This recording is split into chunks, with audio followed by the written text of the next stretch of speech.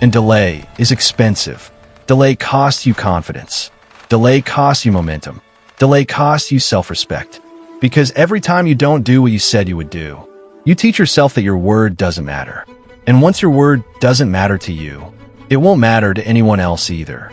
That's not motivation. That's reality. High-level people trust themselves. Low-level people explain themselves. And explanations don't build futures. Execution does. But execution requires something people avoid. Discomfort on demand. Doing the hard thing.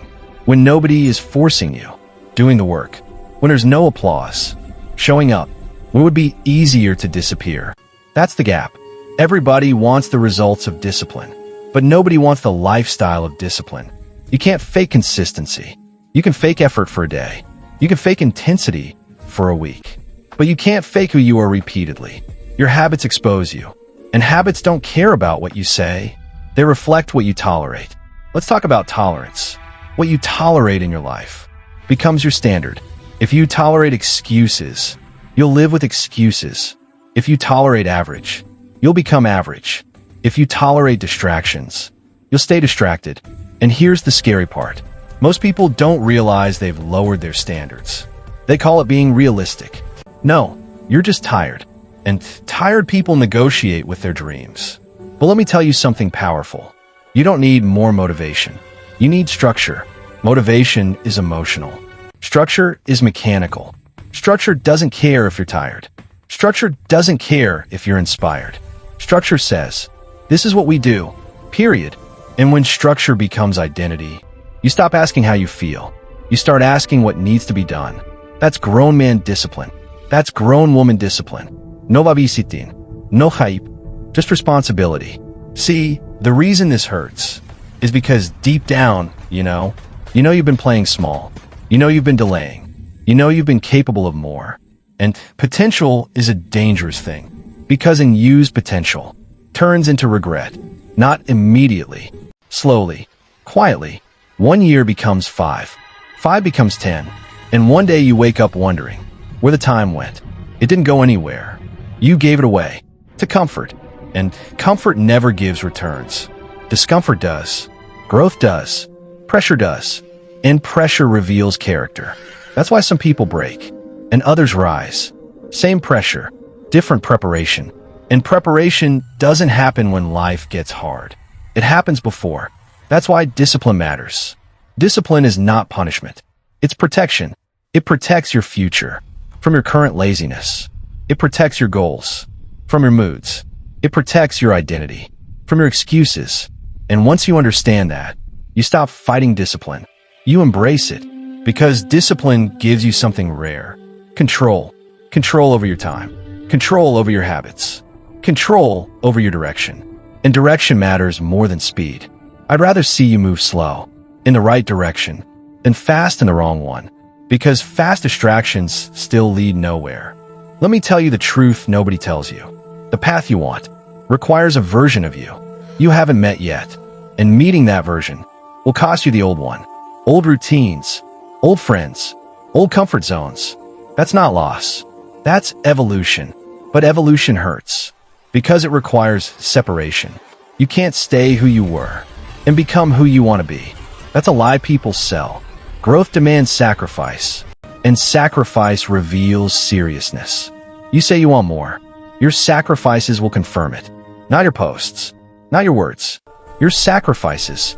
Because when things get hard, everybody talks. But disciplined people move. They don't announce transitions. They execute them. They don't explain absences. They use them.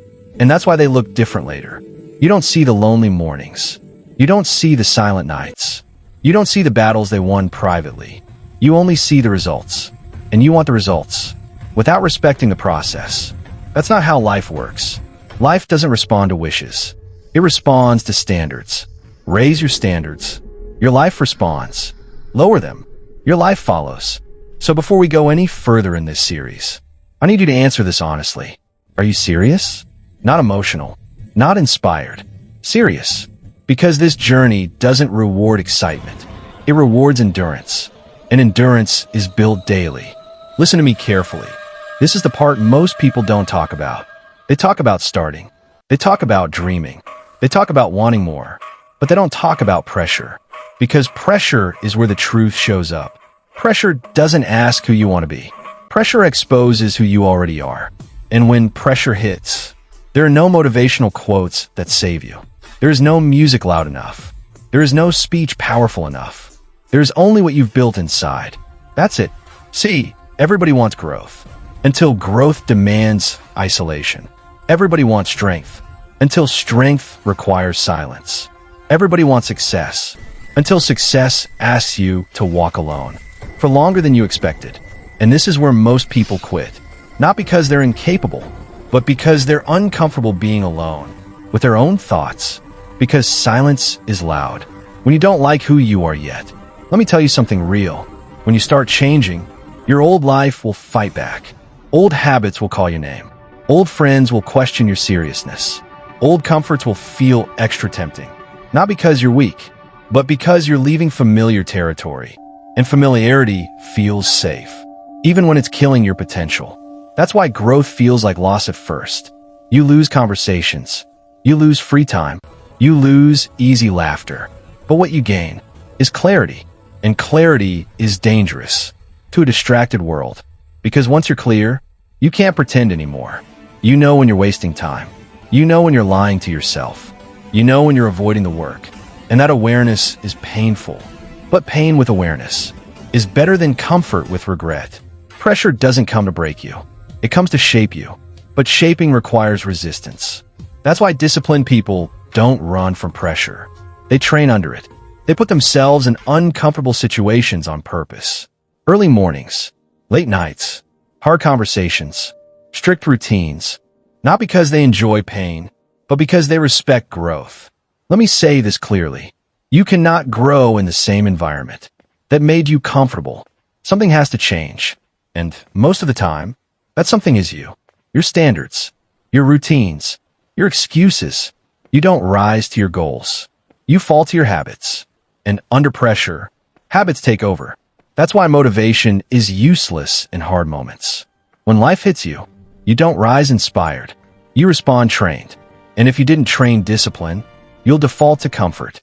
That's not a character flaw. That's preparation. So stop asking, why am I failing under pressure? Ask, what have I been practicing? Because pressure doesn't create weakness. It reveals it. And the beautiful thing is, what's revealed can be rebuilt. But rebuilding requires honesty. Brutal honesty. You have to admit where you've been lazy, where you've been inconsistent, where you've been pretending. And pretending is exhausting. That's why so many people feel tired, even when they haven't done much. Pretending drains energy. Discipline creates energy, because discipline removes decisions. When your life has structure, you don't argue with yourself all day. You wake up, you execute, you rest, intentionally, you repeat. Simple. Not easy, but simple. But here's the part nobody prepares you for. As you get disciplined, you will start seeing people differently, not judging them, but noticing patterns. You'll notice who avoids responsibility. You'll notice who lives emotionally. You'll notice who complains more than they act. And you'll realize something uncomfortable. You used to be one of them. That realization hurts, but it's also freeing, because now you're no longer blind. And when you see clearly, you can't unsee. You can't go back to ignorance. You can't enjoy excuses the same way. That's why disciplined people look serious, not angry, focused. Because once you understand the cost of time, you stop wasting it casually. Time is not money. Money can be replaced. Time can't. And pressure makes you respect time. Pressure forces priorities. You stop doing everything. You start doing what matters. And what matters is rarely urgent, but always important. That's why average people live reactively. They react to messages. They react to problems. They react to emotions. Disciplined people act proactively. They plan. They prepare. They position themselves. And that difference compounds. Slowly, quietly, until one day, the gap is too wide to ignore. And people will say, "You're lucky." No, you were consistent under pressure. You stayed when it was boring. You stayed when it was lonely.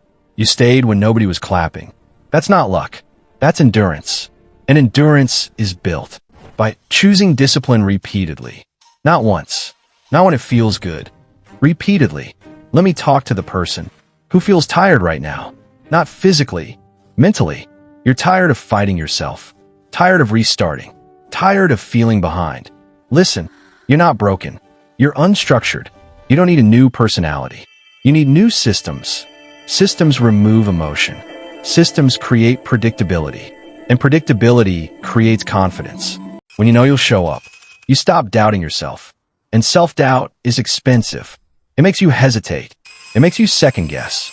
It makes you miss opportunities. Discipline removes hesitation.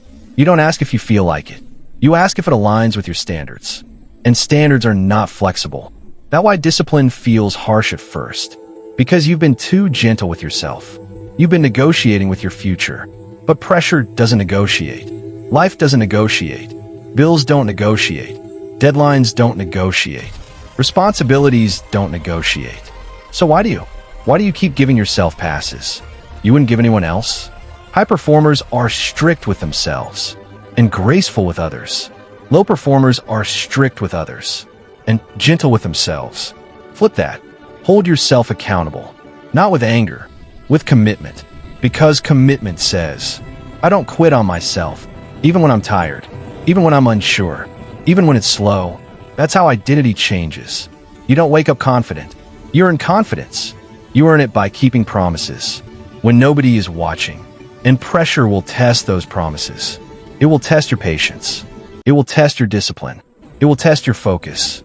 But if you stay, if you endure, if you don't retreat, pressure will turn into power, and power will turn into presence. You'll walk into rooms differently. You'll speak with less noise. You'll need less validation, because you'll know what you survived, and survival builds strength. No motivation ever could. This is the middle. This is the hard part. This is where dreams are either buried or built, and most people quit here. Not loudly, quietly. They just stop pushing. Don't be one of them, because if you can't survive this part, the next level won't scare you. It will respect you. Listen to me. This is where it stops being motivational and starts becoming personal. Because at this stage, you're no longer fighting the world. You're fighting yourself, your habits, your patience, your discipline. This is the phase where pain shows up uninvited. Not dramatic pain, not loud pain, quiet pain, the kind that whispers, is this even worth it? Why am I still pushing? Why does it feel like nobody sees this? And that pain is dangerous if you don't understand it, because pain can either break you or train you. Most people run from pain. They numb it. They distract themselves. They soften their standards. But elite people do something different. They study pain. They ask, what is this trying to teach me? Because pain is honest. Pain doesn't lie. Pain doesn't flatter. Pain tells you exactly where you're weak. And weakness isn't a curse. Unidentified weakness is. Once you see it, you can train it. But if you keep avoiding it, it controls you. That's why this stage feels heavy. Because now you can't blame motivation. You can't blame people. You can't blame circumstances. It's just you and your level of preparation. Let me say something strong. Pain exposes your relationship with yourself. When things get uncomfortable, do you quit on yourself? Or do you lean in? Do you start negotiating? Or do you stand firm? Because leadership starts here. Not leadership over others. Leadership over you. If you can't command yourself, you can't lead anything else. You can't lead a business. You can't lead a family. You can't lead a vision. Self-leadership is the foundation. And self-leadership is built in painful moments when it will be easier to stop, when nobody would judge you for quitting, when excuses would sound reasonable. That's when character speaks. Not loudly, but clearly. Let me tell you something people don't like hearing. Confidence is not a feeling. Confidence is memory. It's remembering all the times. You didn't quit. It's remembering the nights. You showed up tired. The mornings you didn't feel ready. The moments you stayed disciplined. Without applause. That memory builds belief. And belief changes posture. You stand different. You speak different. You move different. Because now you trust yourself. And self-trust is rare. Most people don't trust themselves. Because they've broken too many promises. To themselves. They said they'd start. They didn't. They said they'd finish. They didn't. So deep down, they doubt themselves. And doubt creates hesitation. Hesitation kills momentum. But disciplined people rebuild self-trust. One promise at a time. Small promises. Daily promises. Show up. Execute. Repeat. Even when it hurts. Especially when it hurts. Because pain is temporary. Regret is permanent. Let me talk about dominance for a moment. Not loud dominance. Not ego. Inner dominance. The ability to stay calm. When things are chaotic. The ability to stay focused. When others panic. The ability to move with clarity. When others complain. That kind of dominance comes from preparation. And preparation comes from discipline. You don't rise to challenges. You respond at your level of training. That's why disciplined people don't fear pressure. Pressure doesn't scare them. It activates them. Because pressure feels familiar. They've trained under it. They've practiced discomfort. They've rehearsed hard days. So when real adversity hits, they don't collapse. They adjust. That's leadership. Leadership is not talking. It's responding correctly under stress. And stress will come. Life guarantees that. The question is, will stress expose chaos or control? And control is built now. In the days nobody sees. In the routines nobody celebrates.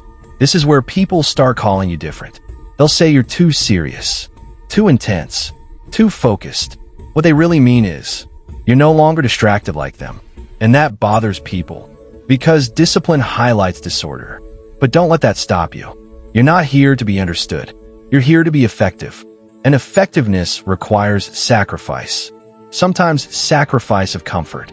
Sometimes sacrifice of relationships. Sometimes sacrifice of who you used to be. But remember this. You're not becoming cold.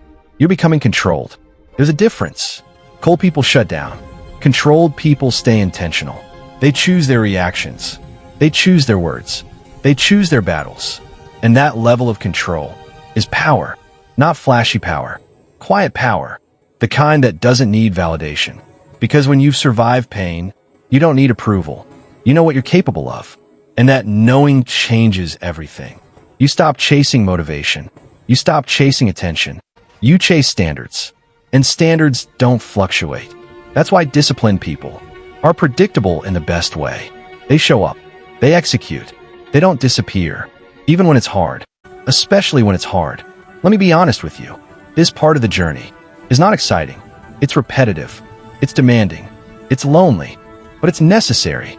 Because this is where you separate from who you were.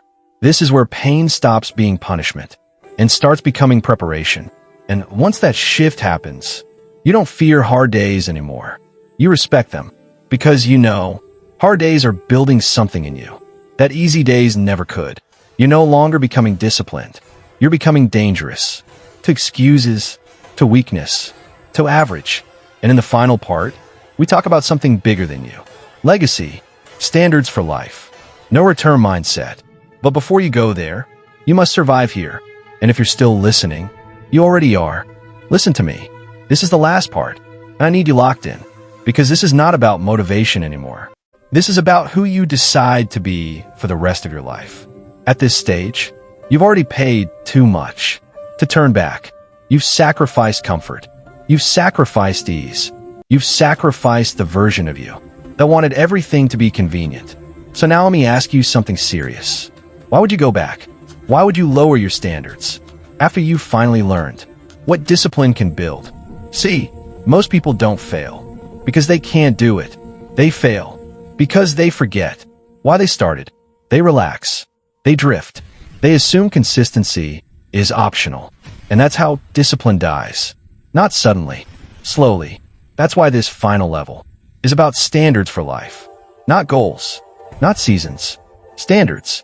Goals can be achieved and forgotten. Standards are lived. Goals say, I'll work hard until I get it. Standards say, this is who I am permanently. And once discipline becomes a standard, there is no debate. You don't ask if you feel like it. You don't negotiate with comfort. You don't wait for motivation. You execute, because that's your identity now. Let me say this clearly. You don't rise to legacy. You live into it. Legacy is not built at the end of your life. It's built in your daily decisions. How you wake up, how you work, how you respond under pressure, how you treat responsibility. That's legacy, not applause, not attention, consistency. People will forget your words. They won't forget your example. And examples don't come from hype. They come from discipline repeated, when nobody is watching. That's why this level is dangerous. Because now, you're not just responsible for yourself. You're responsible for what your life represents. Someone is watching you. Someone is learning from you. Someone is deciding what's possible based on what you tolerate, even if you don't see them. And that means quitting is no longer personal. It's influential. That's why leaders don't quit quietly. They don't drift. They don't disappear. They hold the line. Not because it's easy, but because it's necessary. Let me talk about the no-return mindset. This is the mindset that says, I'm not going back to who I was. Not when it's hard. Not when it's boring. Not when it's lonely. That version of me doesn't exist anymore. And that decision has to be made daily, because comfort will always try to pull you back. Comfort will remind you of how easy it used to be, but ease never built anything meaningful. Every strong life you admire was built on uncomfortable routines. Every powerful person you respect made peace with discipline. They didn't romanticize struggle. They normalized responsibility. And normalization is key. When discipline feels normal, life becomes predictable in the best way. You know you'll show up. You know you'll finish. You know you won't fold under pressure. That predictability creates trust, and trust creates opportunity. People trust disciplined people. They trust them with responsibility. They trust them with leadership. They trust them with weight. Because disciplined people don't panic. They don't react emotionally. They don't collapse when things get heavy. They've trained for heavy. And training for heavy is what you've been doing through every part of this journey. Now, here's the part that separates the elite from everyone else. Elite people don't chase balance. They chase alignment. Balance changes daily. Alignment doesn't. Alignment means your actions match your values. Your schedule matches your goals. Your habits match your future. No contradiction. And when there's alignment, life gets quieter, less drama, less chaos, less explanation, because you're no longer torn between who you want to be and how you live. You've decided, and decision is powerful. Indecision is exhausting. Decision is freeing. That's why once you lock this in, you'll feel calm, not hype, grounded, not emotional, because now you're operating from standards, not feelings. Let me leave you with something important. This journey never ends. There is no final arrival, where discipline is no longer required. If anything, discipline becomes more important. As your life grows, more responsibility, more pressure, more eyes on you. That's why you don't relax standards. As you level up, you raise them.